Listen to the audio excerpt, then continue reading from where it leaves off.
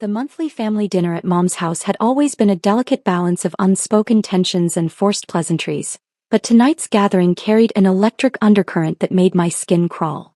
Maybe it was the way my sister Jessica strutted through the front door 23 minutes late, her designer Hermes bag swinging from her manicured shoulder like a battle flag, or how she immediately commandeered the conversation with breathless tales of her absolutely life-changing Vegas experience, without bothering to acknowledge anyone else's existence.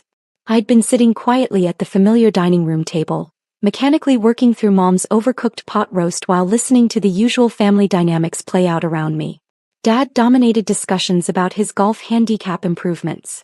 Uncle Mike regaled everyone with stories from his construction business that nobody particularly wanted to hear. Mom fussed over every minor detail of the meal preparation like she was hosting foreign dignitaries instead of the same relatives who gathered here every third Sunday of the month. "You literally cannot imagine the suite they gave me," Jessica announced, sliding into her usual chair directly across from me with theatrical flair. Top floor of the Bellagio, floor-to-ceiling windows overlooking the fountains, 24-hour champagne service, Egyptian cotton sheets that probably cost more than most people's monthly rent. It was absolutely divine. Mom's face transformed into that particular expression of maternal pride she reserved exclusively for Jessica's accomplishments, real or imagined. My successful daughter deserves nothing but the finest things in life. I continued cutting my meat into precise, uniform pieces, saying nothing. At 29 years old, I'd developed an almost scientific understanding of family dinner dynamics. Silence was survival. Questions led to comparisons. Comparisons led to humiliation. Better to maintain my role as the invisible family member who occasionally contributed polite murmurs of agreement when directly addressed. Jessica was the golden child, the marketing manager with the impressive-sounding job title at a mid-tier advertising agency, the Instagram-perfect lifestyle carefully curated to project success and sophistication.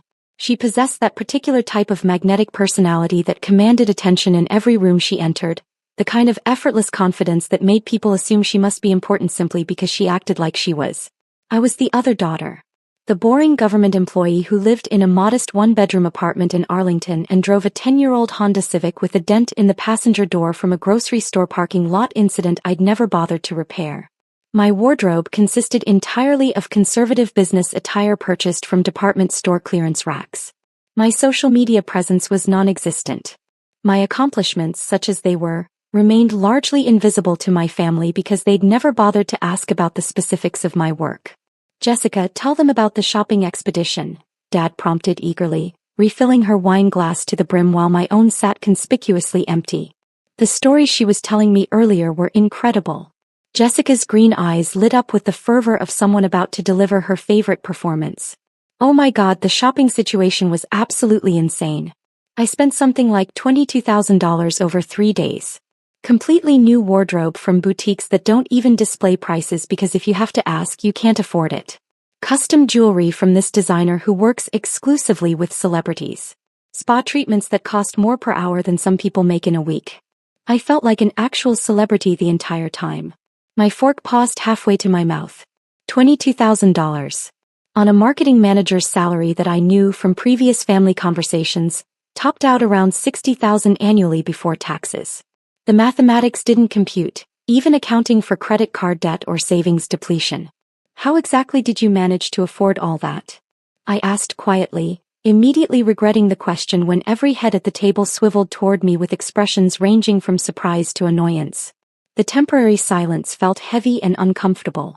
Jessica's laugh carried a sharp metallic edge that reminded me unpleasantly of fingernails on chalkboard. "Wouldn't you just love to know the details, little sister? Some of us have figured out how to actually live life instead of merely existing in beige monotony." Uncle Mike nodded with the sagely approval of someone who'd never met a platitude he couldn't embrace wholeheartedly. Jessica's always had real ambition, real drive. Not like certain people who seem perfectly content with boring desk jobs that lead absolutely nowhere. The familiar sting of family disapproval washed over me like ice water. They'd never understood my career choice, never bothered to investigate what my boring government job actually entailed. They knew I worked for some branch of the Treasury Department, something that involved computers and extensive paperwork.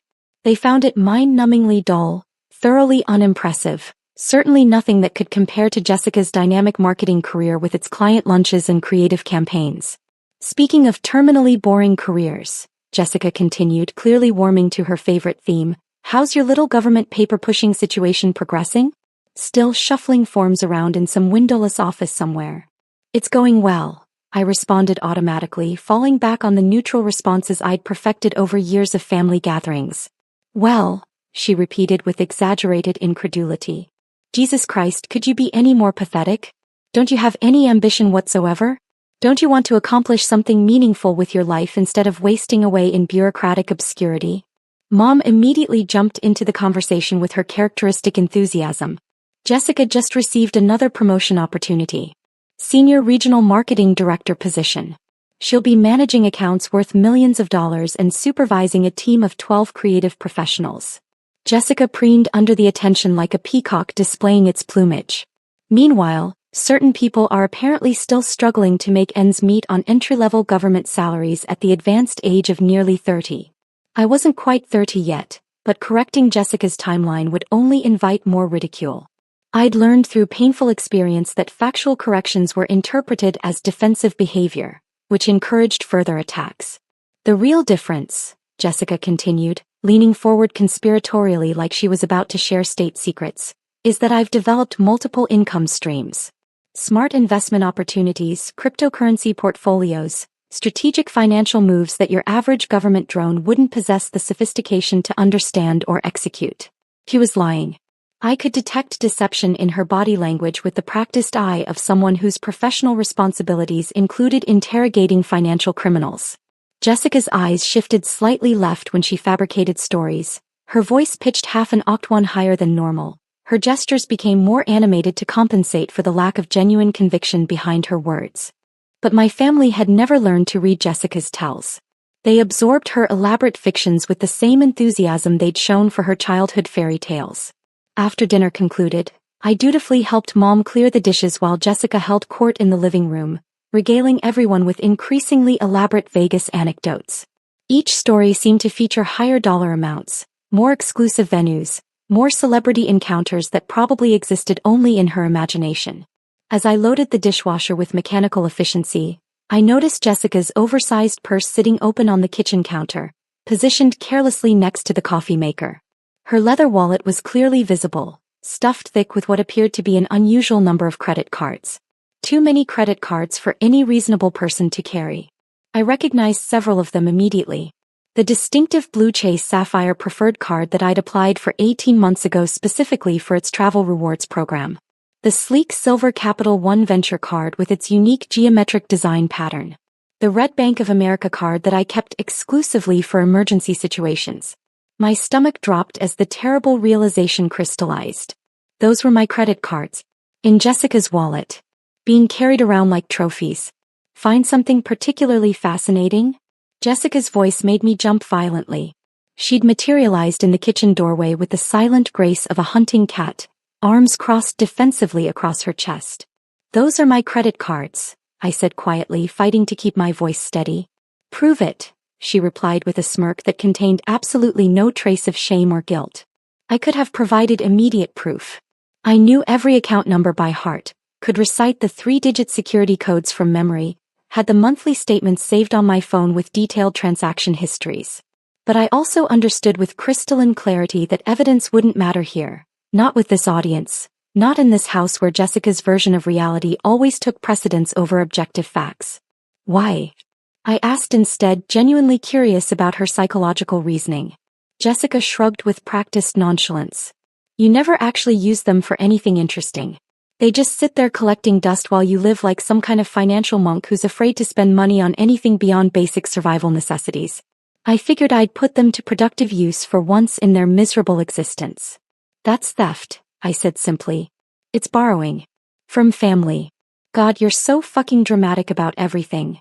She grabbed her purse with deliberate casualness and sauntered back to the living room, where I could hear her launching into yet another fabricated tale about private gambling rooms and complimentary bottle service.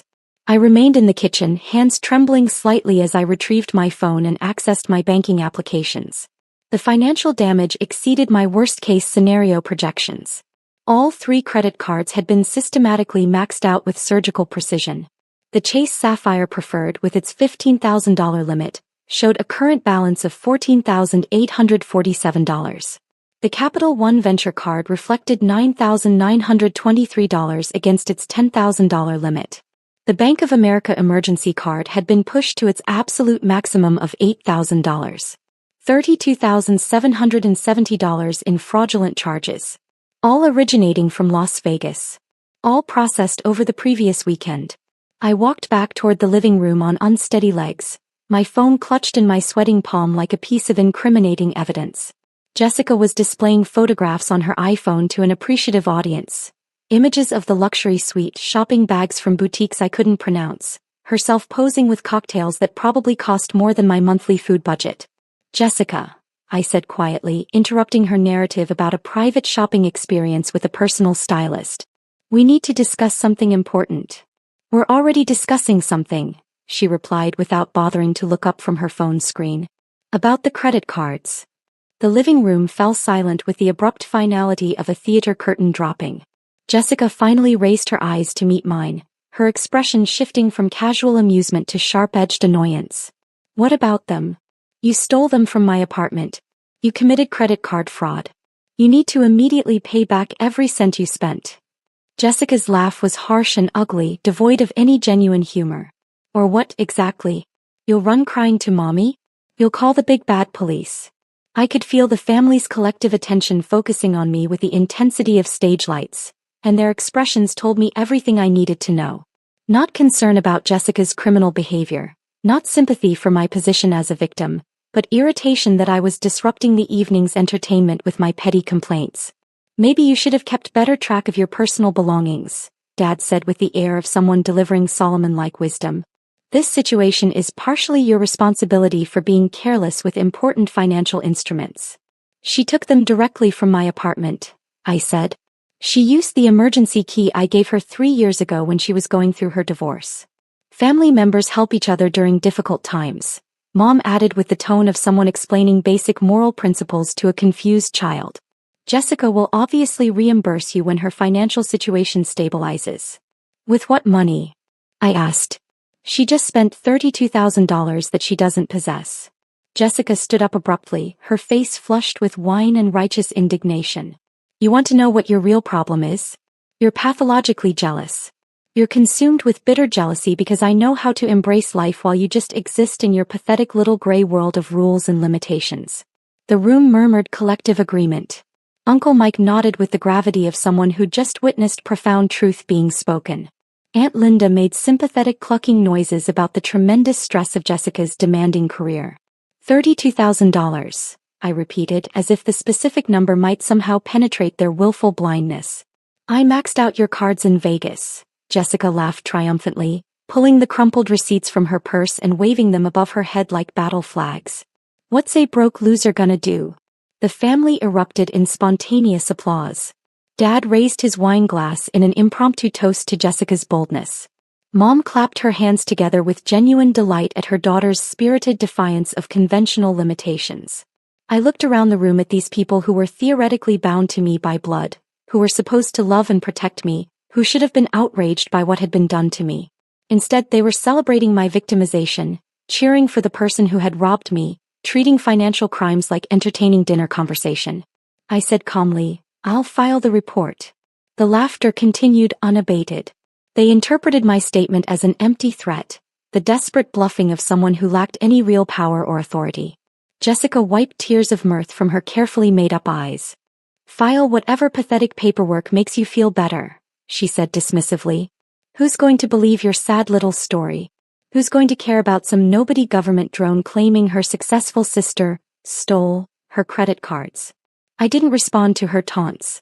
I gathered my coat and purse, said goodbye to absolutely no one, and drove through the darkness back to my modest apartment in Arlington. Once there, I sat at my small kitchen table with my laptop computer and began composing a detailed report that would change everything. What my family didn't know, what they'd never bothered to inquire about despite 6 years of employment, was the precise nature of my boring government job.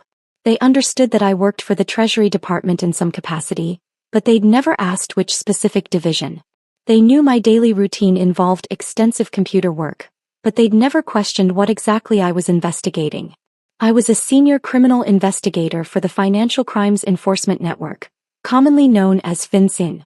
For the past 6 years, I'd been tracking money laundering operations, bank fraud schemes, credit card fraud rings, and sophisticated financial crimes that crossed state and federal jurisdictional boundaries. My specialty was following digital money trails through complex international networks, identifying patterns that revealed criminal enterprises, and building prosecutable cases against financial criminals who thought they were untouchable.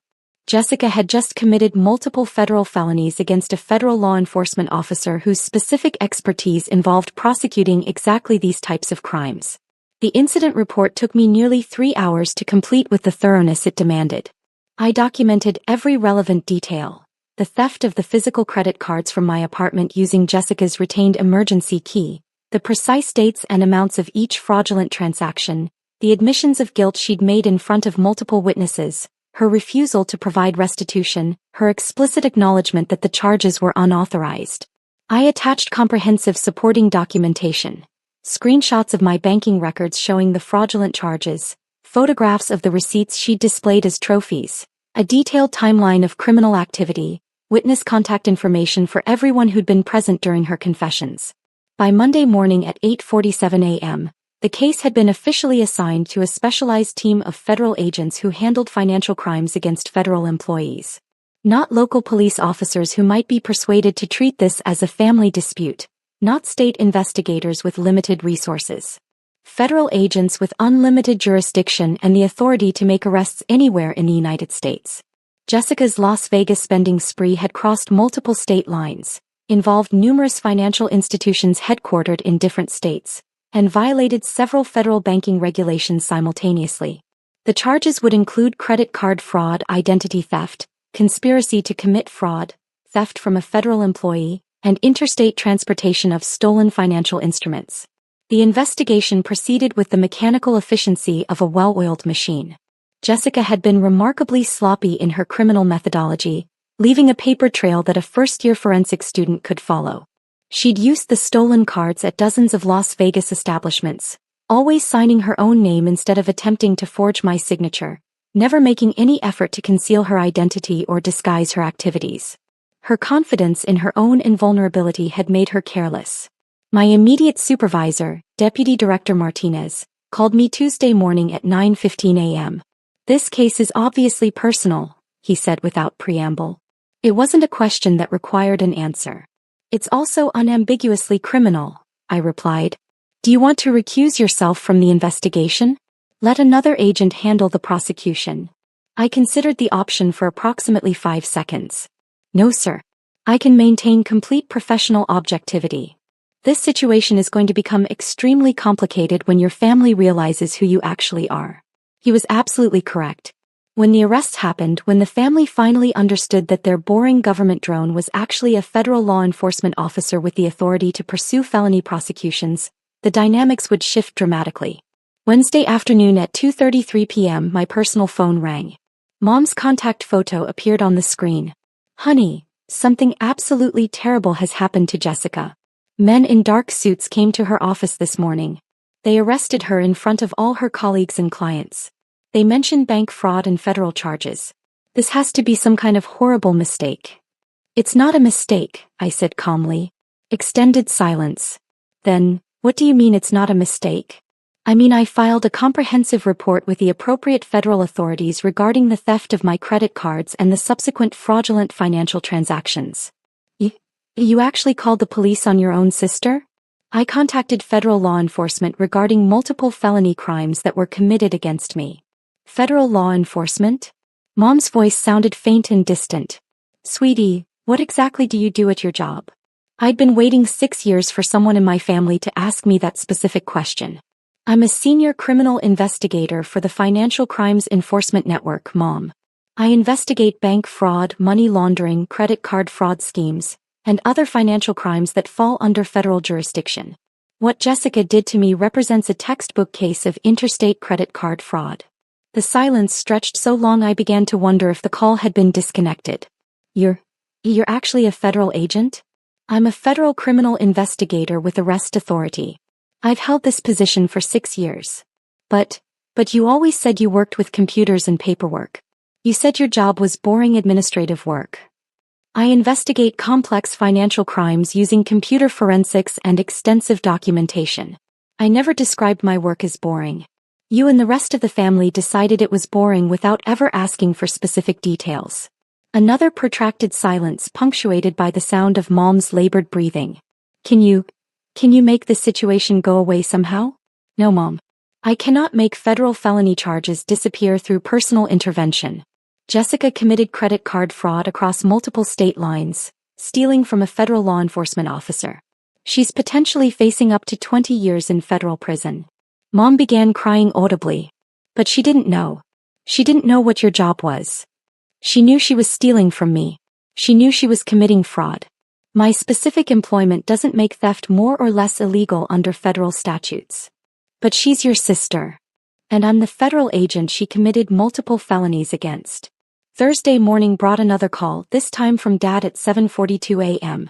The lawyer Jessica hired says she's in extremely serious legal trouble. Real serious.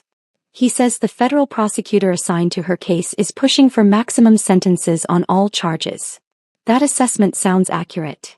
You have to help her somehow. You have to talk to your colleagues, explain the family situation. I cannot and will not attempt to interfere with an ongoing federal investigation. But you work with these people. You know how the system operates. Dad, I am these people. I'm the primary investigating officer. I'm the victim of record. And I'm the federal agent who built the criminal case against Jessica. The words seemed to impact him like physical blows, each revelation hitting harder than the last. You're the one who did this to her? She did this to herself when she chose to steal $32,000 from me. She was planning to pay you back eventually. With what money? She doesn't possess $32,000. She was never going to provide restitution. She made a mistake. People make mistakes. Federal felonies aren't mistakes, Dad. They're conscious criminal choices with serious legal consequences. Friday evening brought the emergency family intervention. They assembled at my apartment like a tribunal. Mom, Dad, Uncle Mike, Aunt Linda, my younger cousin Trevor, who usually avoided family drama with religious devotion, and even my grandmother who'd driven 3 hours specifically for this confrontation. We need to have a serious conversation, Mom announced when I opened the door, her tone suggesting I was about to receive a lecture on moral obligations and family loyalty. I let them file into my small living room, prepared coffee for everyone who wanted it, and settled into my reading chair to wait for the inevitable arguments. You have to find a way to drop these charges, Dad began without preamble. Jessica made some poor decisions, but she doesn't deserve to spend decades in federal prison. I cannot drop federal charges. That authority doesn't exist within my jurisdiction. You're being vindictive and cruel, Uncle Mike accused with the righteousness of someone who'd never been robbed by a family member. You're using your government position to punish Jessica for being more successful than you. I'm enforcing federal law without regard to personal relationships. She's family. Mom pleaded with genuine desperation. You don't send family members to prison over money. You don't steal from family members either, I replied. And this isn't simply about money. It's about multiple federal felonies. So you're choosing your career over your own family? Aunt Linda asked with obvious disgust. I'm choosing legal justice over criminal behavior. The arguments continued for nearly 3 hours. They pleaded with increasing desperation, threatened social ostracism, attempted emotional manipulation, and delivered guilt trips with professional skill. They accused me of jealousy, vindictiveness, cold-hearted ambition, and betrayal of fundamental family values. They painted Jessica as the unfortunate victim of my petty revenge fantasies and bureaucratic power abuse. Not once during the entire confrontation did anyone acknowledge that Jessica had committed serious crimes against me. Not once did anyone suggest that Jessica bore primary responsibility for her own criminal actions. Not once did anyone express concern for how I felt about being robbed by my own sister. The local news stations are calling about interviews, Trevor said quietly. He was the only family member who hadn't actively attacked my character. They want to do a story about the federal agent who prosecuted her own sister. Everyone stared at me with accusation and horror in their eyes, as if I'd somehow orchestrated media attention for personal aggrandizement. This publicity is going to destroy our family's reputation in the community, Mom said with obvious anguish. People will think we're a family of criminals. Jessica is a criminal, I said. She committed multiple federal felonies that are documented with overwhelming evidence. Because of your vindictive prosecution. Dad exploded with rage. If you hadn't pressed charges, none of this nightmare would be happening. If Jessica hadn't stolen from me, none of this would have been necessary. The trial was scheduled for 3.5 months later. Jessica's defense attorney, a competent criminal lawyer named Robert Kim, attempted every possible legal strategy. He argued that Jessica had believed she possessed implied permission to use the cards. He suggested that family financial disputes shouldn't involve federal law enforcement. He claimed that I was abusing my official position for personal vengeance. He portrayed Jessica as the victim of an overzealous prosecutor who couldn't separate professional duties from family grievances. None of these arguments could overcome the physical evidence. Credit card transaction records showing unauthorized use across multiple states. Surveillance footage from Las Vegas casinos and retail establishments clearly showing Jessica making purchases with my stolen cards. Witness testimony from the family dinner where Jessica had openly admitted to the theft and refused to provide restitution. Her own receipts, which she'd preserved as souvenirs of her criminal spree. The federal prosecution team, led by Assistant U.S. Attorney Sarah Chin, presented a methodical case that painted a clear picture of premeditated fraud committed against a federal law enforcement officer. Ladies and gentlemen of the jury, Chin told the 12 citizens during her opening statement, the defendant didn't simply steal credit cards from a victim she perceived as powerless. She stole them from someone whose professional responsibility is investigating exactly these types of financial crimes. She was so confident that her victim couldn't or wouldn't seek justice. So certain that family relationships would protect her from legal consequences, that she kept the receipts as trophies. She bragged about her crimes to multiple witnesses. She showed complete contempt for federal banking laws and the authority of federal law enforcement. Jessica's defense attorney tried to portray me as the real villain in this situation. The cold, calculating sister who destroyed her own family for the sake of career advancement. Agent Thompson had options, defense attorney Kim argued during his opening statement. She could have resolved this as a private family matter. She could have arranged a payment plan, sought family counseling, pursued civil remedies. Instead, she chose to unleash the full power of federal law enforcement against her own sister. She chose her badge over her blood, her career over her family. When I took the witness stand, Kim attempted to undermine my credibility with questions about proportionality, family loyalty, and abuse of governmental authority. Agent Thompson, don't you believe that 20 years in federal prison represents grossly excessive punishment for what your sister viewed as borrowing money from family? Mr. Kim, federal sentencing guidelines exist to ensure consistent application of justice regardless of personal relationships. Credit card fraud is a serious federal crime whether it's committed by strangers or family members. But surely you could have resolved this situation through private negotiation? A structured payment plan, perhaps. The defendant stole $32,000, showed no remorse for her actions, possessed no means to provide restitution, and expressed no intention of attempting repayment. Private resolution was not a realistic possibility. Did you consider the devastating impact that prosecuting your sister might have on your family relationships? I looked directly at Jessica, who was sitting at the defense table with tears streaming down her carefully made-up face.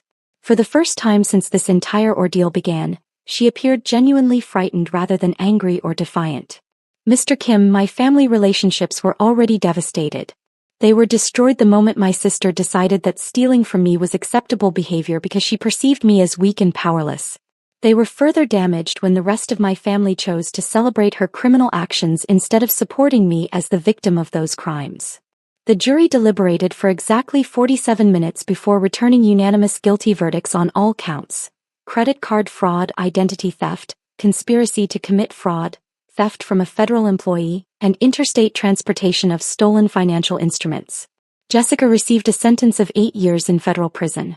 The presiding judge, the Honorable Patricia Williams, explained her reasoning with crystalline clarity. Ms. Thompson, your crimes were not committed from desperation, financial necessity, or mental incapacitation. They were committed from pure greed and arrogant assumption of immunity from consequences. You stole from your own sister, someone who had trusted you with access to her home and personal belongings. You showed no remorse, no acknowledgement of wrongdoing, and no intention of providing restitution. Most significantly, you committed these federal crimes against a law enforcement officer, demonstrating complete disregard for federal authority and the rule of law. This sentence reflects both the seriousness of your criminal choices and the need to deter others who might believe family relationships exempt them from legal accountability. The family's reaction was entirely predictable. At Jessica's sentencing hearing, Mom stood up and screamed at me across the federal courtroom. "She was your sister. How could you destroy your own sister like this?" I wanted to scream back, "How could she rob her own sister?" But I maintained the professional composure that had served me throughout my career in federal law enforcement. After the sentencing concluded, I returned to my apartment and poured myself a generous glass of wine. My phone had been ringing constantly throughout the day, reporters seeking quotes, family members delivering ultimatums, co-workers offering support or asking procedural questions. I ignored every call and sat quietly in my living room, reflecting on the previous 8 months of legal proceedings. I didn't feel vindicated or satisfied by the outcome. I felt tired, sad, and emotionally drained. I'd lost my family connections, but I'd preserved my integrity and professional ethics. I'd enforced federal law without favoritism, but at enormous personal cost. My supervisor called that evening at 9:47 p.m. "How are you holding up after today, Thompson?" "I'm managing adequately, sir." "No, you're not managing adequately. Nobody could handle this situation without significant emotional impact. I'm ordering you to take accumulated vacation time. That's not a request. I'd prefer to maintain my normal work schedule. I know you would prefer that. Which is exactly why I'm making this mandatory. Take 3 weeks minimum. Go somewhere restful. Let the media attention dissipate. That's a direct order." I took 3 weeks and drove alone to the Smoky Mountains of Tennessee.